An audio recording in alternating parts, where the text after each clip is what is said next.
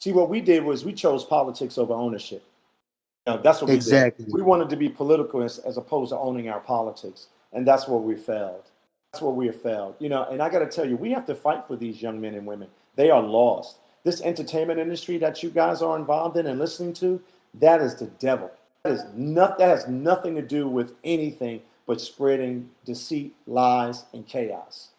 I tell the brothers all the time, I said, so you're telling me about the corporation of white supremacy. You're talking to me about racism. You know nothing about racism. You have no idea what racism is. You don't even understand that they're watering down the whole term of racism because now every time you open your mouth is racist. That's not what this is about. Racism was a construct of public policies to eviscerate blacks. Okay? So when all of these people now, everything is racist now.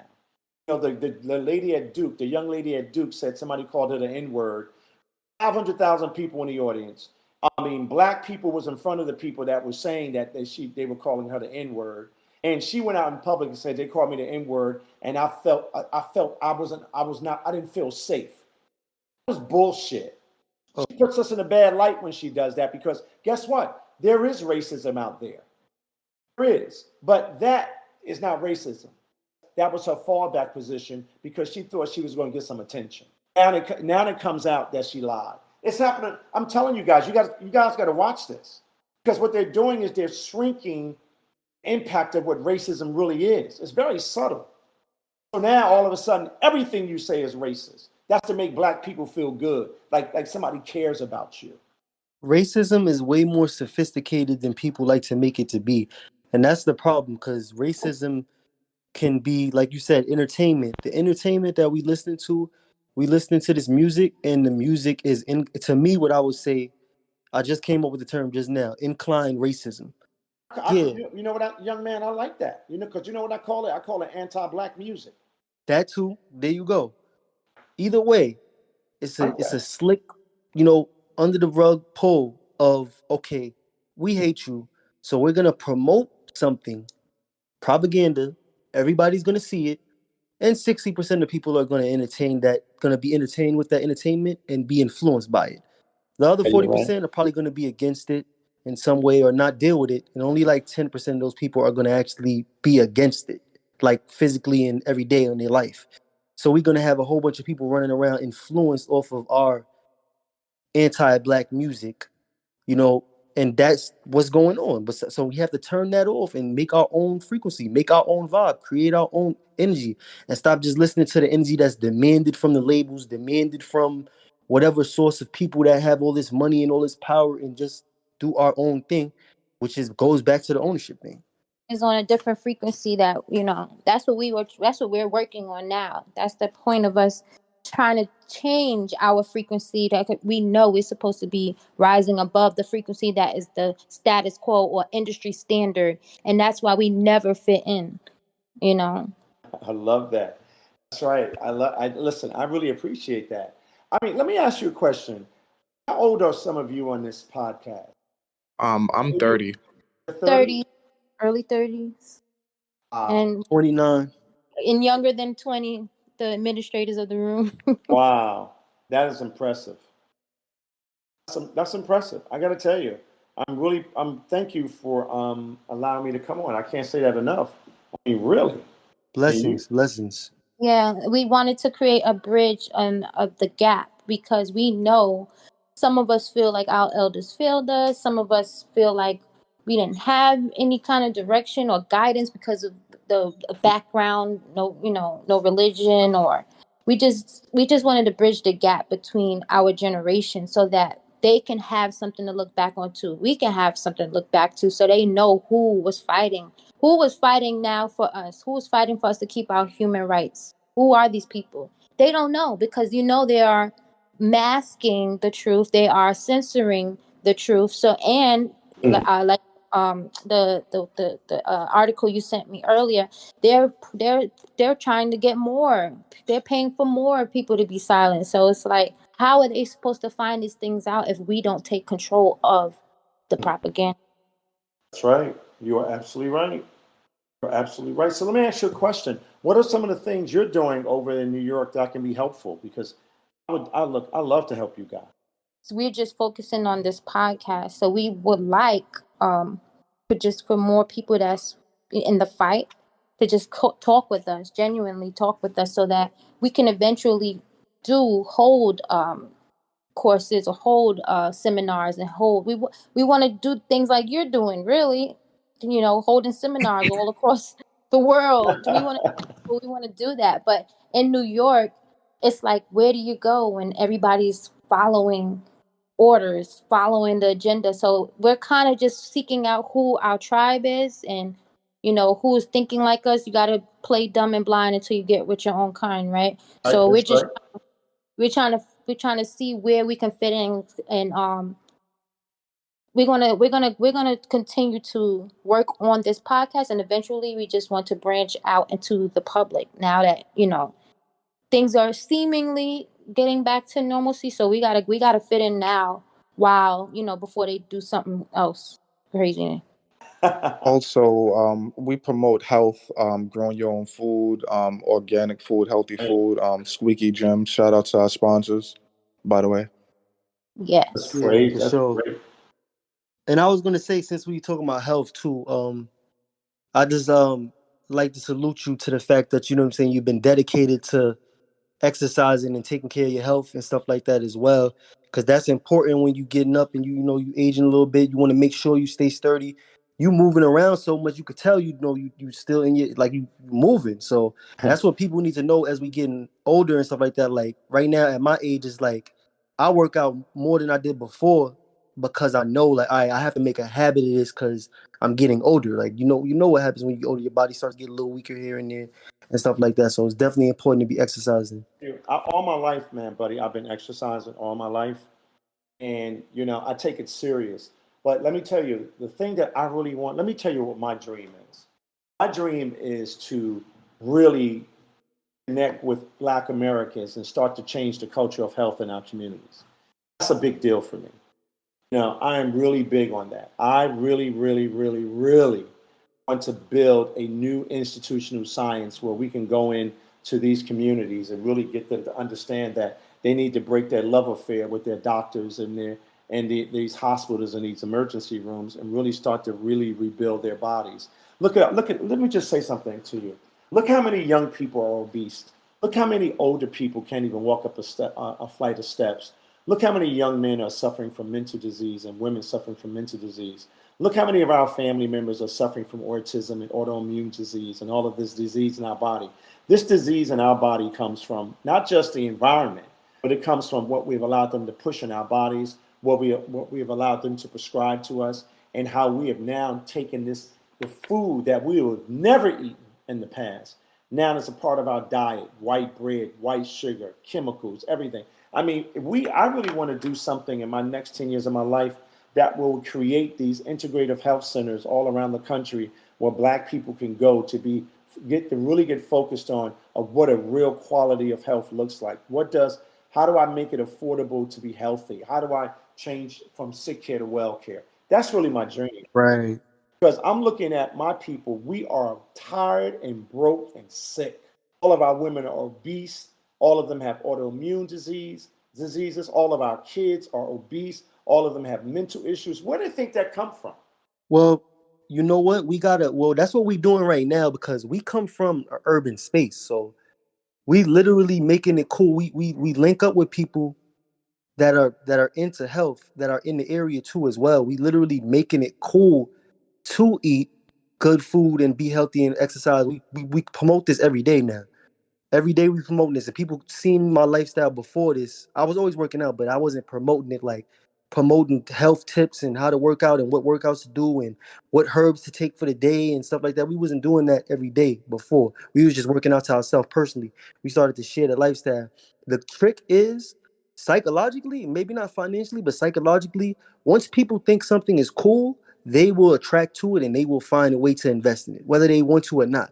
We got to make people think things is cool, which it actually is cool. So it should be even easier. The same way that these commercials come out and they got the Heineken bottle all in the beach, in the sand, and the beautiful woman there, and she's swimming with the bottle, and she gets out the sea and she drinks it.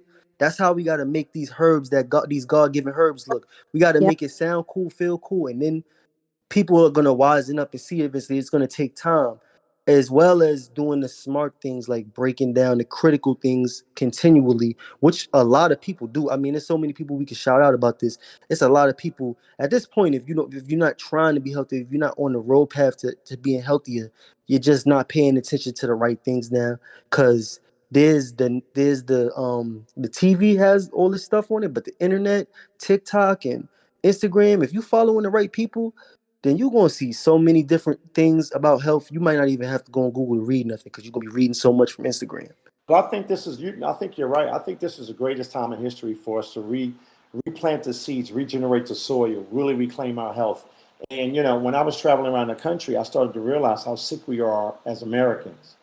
And even in my own household, my wife has autoimmune disease. When we stayed in Africa, went to Africa several times, she got shots that changed her life. And she's just getting her life back together. I mean, my wife has been elected for over 20 some odd years.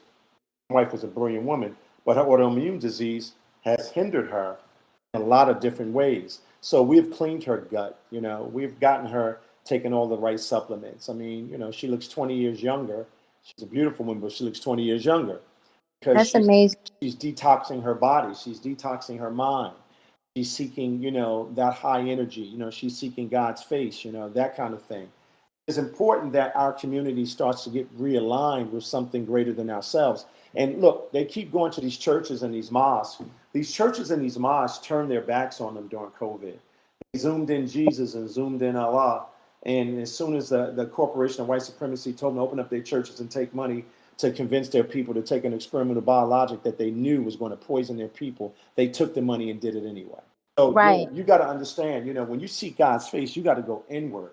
No one can get you there but you. You have to take that deep breath and inhale God and exhale fear and do the things that are important for you and your country and your community and your family and for you personally. And I take that very, very seriously. Also, New York Freedom Rally, they asked Squeaky Clean Juices and Gems and create a collection to do a health seminar soon. So I'm looking forward to that. And when Kevin does ask us to do that, we would love to have you a part of that. Of course, you know what? If you call me in advance, I will always come and help you. I tell Kevin, listen, when Kevin and them first started, they called me, I came. I was there. That's where we know you from. I started coming to give them, listen, I was traveling all over the country and I would get off a plane and stop by, the rallies because I was so proud to see young people doing what they were doing. I was like, wow, I've been waiting for this.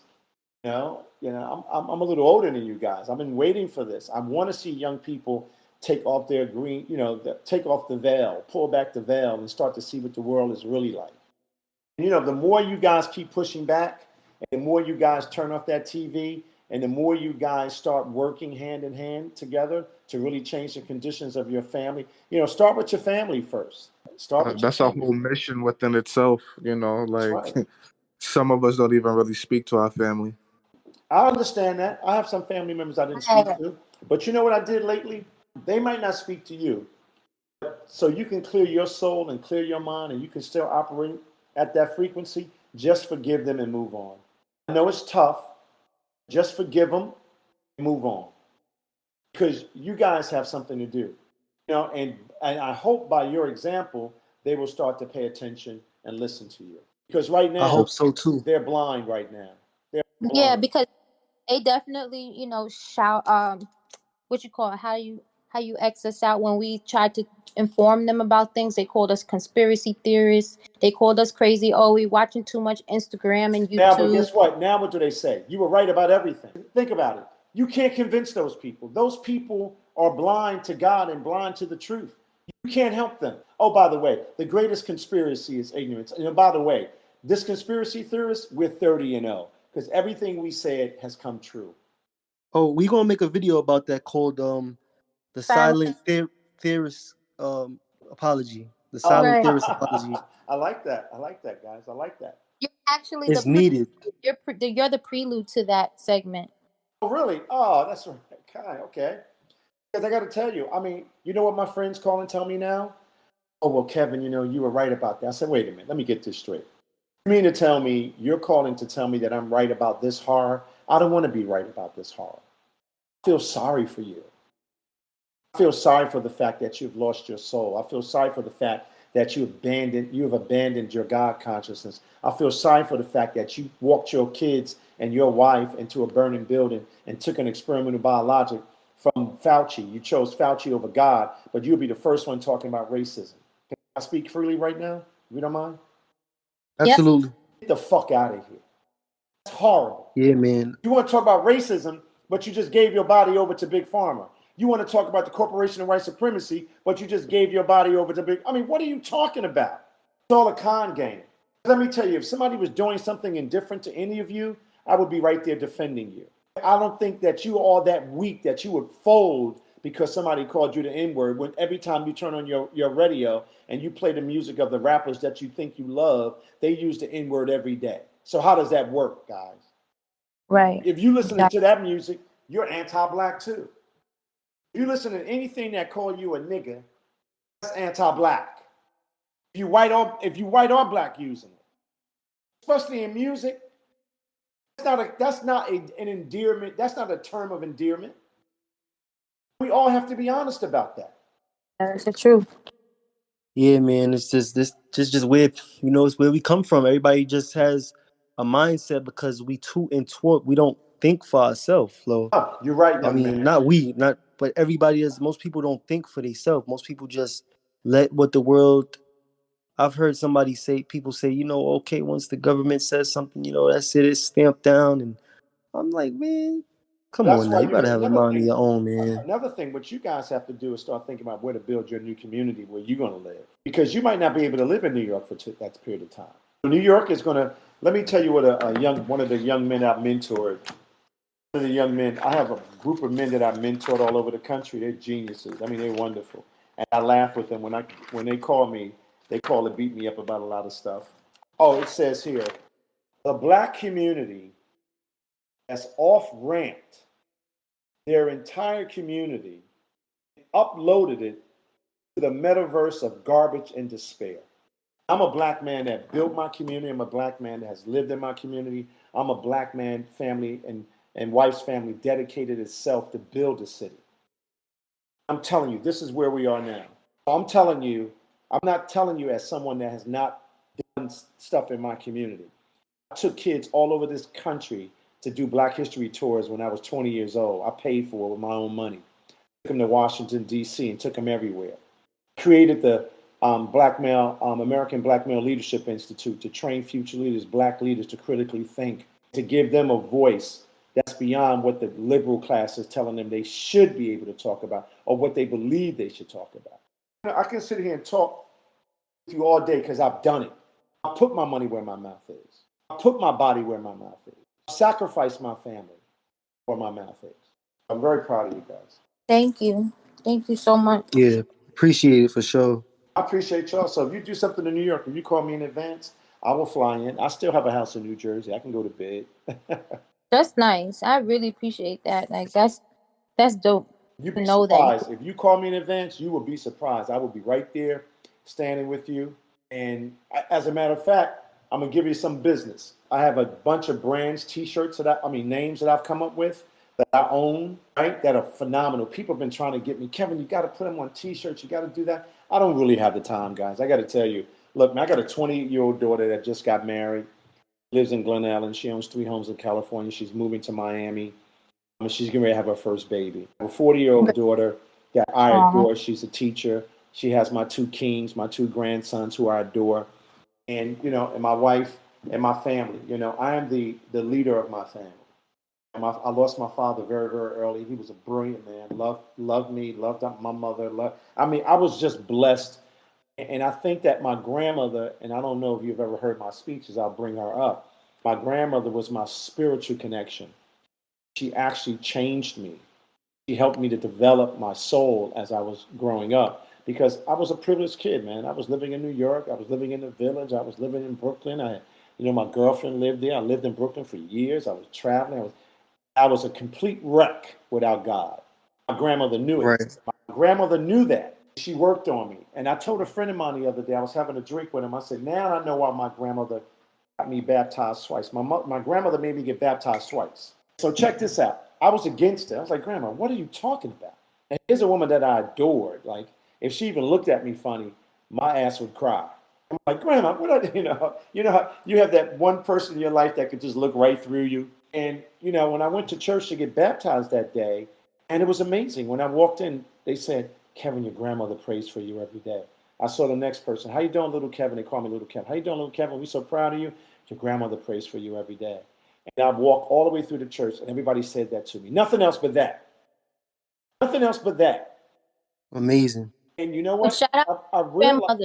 realized what she was doing. She was actually laying the pathway and laying the roadmap for me to be the man that I am now, to stand up against the tyranny of my time. Can you believe that?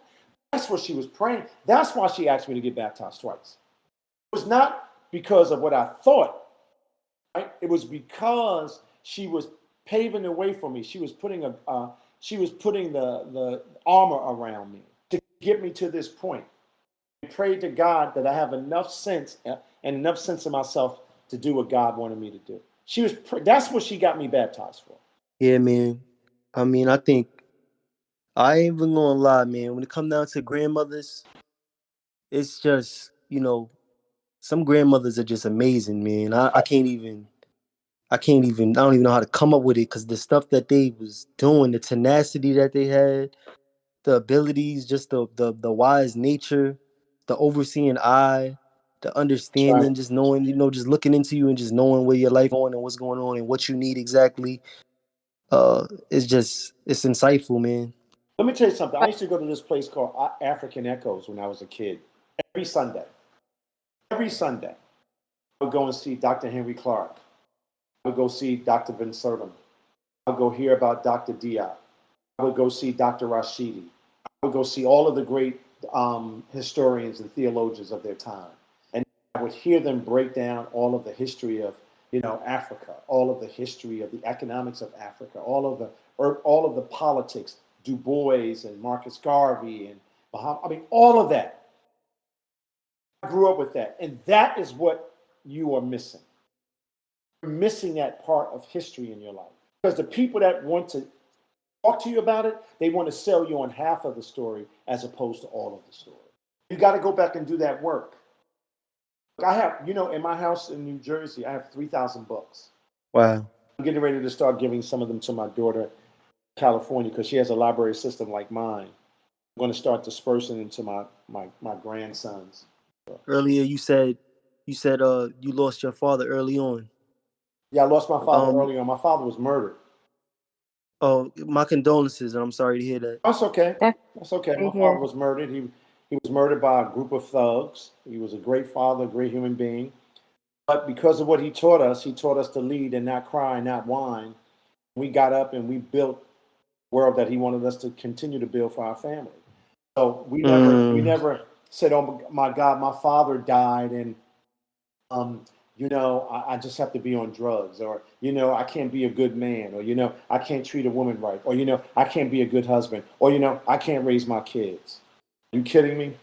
Yeah, because this is what I was going to just ask you. Basically, I think you just answered it. You just went back to ownership, because a lot of it's people that many people go through that. Have losing their father early and stuff like that. So I just ask for the people that's out there that may hear this and may be dealing with something like that, because it's a difficult thing, and it's one of the reasons why the Black community is in shambles as far as the younger social class, is because of all of the fathers that are missing. We amongst each other, coming up as men, getting our testosterone in our bodies for the first time without having any direction on how to use that testosterone and how to use that little bit of masculinity when we first start coming up, and we just interacting with each other, just getting a little test run on everything, and it just doesn't go right. If you guys have a place to meet, and you think you could get 50 to 60 people to come to this place on a weekend or something, what you can do is do what African Echoes did, right? African Echoes opened it up, and they had vending and it had all of that other stuff attached to it, and it was fantastic. And I would help you get some people to come and speak at those, about health, though, about real positive stuff, about health, about education, about all of that. I'll help you do that. Even though I'm here, I know people all over the country that live, especially in New York. I know lot of great minds in that area that will come and talk about holistic health, integrated health, all of that, Yeah, definitely. We can get some places together, I'm sure. I'm not sure if we would need like a nonprofit or something to book the location, but we can work it out. Let me know. I know a lot of people with nonprofits that can book the location. Awesome. Appreciate that. All Thank right. you. I love you guys. I got to get on Yeah, another man. thing. Love you So too. Appreciate Yeah, me too. Thank this. you. I want you down. Do you This guys is have my number? I gave you my private number. I think I sent it to one of you. Oh, you could send it again to I'll send it me. again, okay? And you can call me and personally ask me whatever you want. All of you can call me. Don't worry about it. okay. Cool. So yeah, send it to Squeaky. I'll do it. I'll do it when I get off. All right. Uh, One last question before you go. Just wanted to touch on your documentary that you made about medical racism. Ah, yes, yes. I made a documentary. Bobby Kennedy and I, and two other people. We did a documentary called "Medical Racism" to really educate Black Americans about what their relationship with big pharma has been, their relationship with the healthcare industry, and how it has decimated Black Africa, and showing that this has been going on for decades, and understand what apartheid, what medical apartheid really looks like, right? That's really, really important that people understand that when they talk about racism, the big pharma is the most racist, corporation that represents the power of white supremacy that you've ever seen before. So why would you walk in a building and turn your body back over to them? So that documentary, hey, listen, I would even come and we could do a showing of that documentary and we can talk. Right. That's dope. Right? That right there opens so many people's eyes. And then when people see it, sometimes they be in denial, sometimes they don't. But like someone told us before, I mean, Shiny Culture from High 97, he actually we interviewed him before this, and he said, chew the food and spit the bones out. You Yeah. take, you know what I'm saying? Just take what applies to you, what you think applies to you, and just spit the rest out. And I love Helpful you to guys. And listen, I really mean that when I say I love you. I love you and keep up the good work. And if you ever need me to stand in the gap for you, you call me directly. I'll send the number over to you now. Love is Thank love. Appreciate. We appreciate it and we love you back. Thank you for your fight. You're standing in everybody's gap for us. Thank you so much for doing what you do. We appreciate you. I appreciate you. And please call me. I mean that. If I tell you to call me, you call me if you need me. All All right. right, we hear you clearly. All right, peace. Right. Peace, everyone. Yeah, this is Creative Peace. Collection, and we about to sign on out and everything like that. Creative Collection, special guest Kevin Jenkins, and we just here and we just had a great discussion, some great solutions. I hope everybody that's heard this today has gotten inspired and feels the need to learn something new, read something, do something healthy for themselves, take a step towards bettering their life, bettering other people around them life, bettering just in betterment in general. Every little step of betterment matters, and that's what this is all about.